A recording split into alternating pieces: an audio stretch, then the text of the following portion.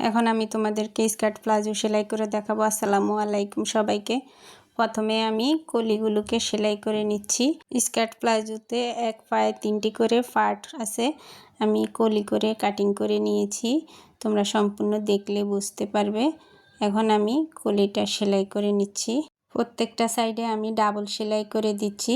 ভিডিওতে আমি একটি করে সেলাই দেখিয়েছি, আর অফ ক্যামেরাতে আমি আরও একটি করে সেলাই দিয়ে নিয়েছি। তোমরা কে কীভাবে স্কার্ট প্লাজো সেলাই করো আমাকে কমেন্টের মাধ্যমে জানাতে পারো। আমার মনে হয় এই সিস্টেমে সেলাই করলে অনেক ঘের হয় এবং দেখতেও অনেক সুন্দর দেখা যায়, তাই আমি এভাবেই সেলাইটা করি। এই যে আমি জয়েন্ট করে নিলাম, এইভাবে আমি 2টা পার্টই জয়েন্ট করে নিয়েছি। তারপরে এখন আমি হাইটা সেলাই করে নিব। এই যে একটা পাশের হাই, এখন আমি অপর পার্টটাকে উপরে রেখে এই যে এইভাবে সেলাই করে নিব। আমার ভিডিওটা যদি তোমাদের ভালো লেগে থাকে লাইক কমেন্ট শেয়ার এবং ফলো করে দিবা। আর এই ধরনের নতুন নতুন ভিডিও পেতে আমার পেজের সাথে যুক্ত থাকবে।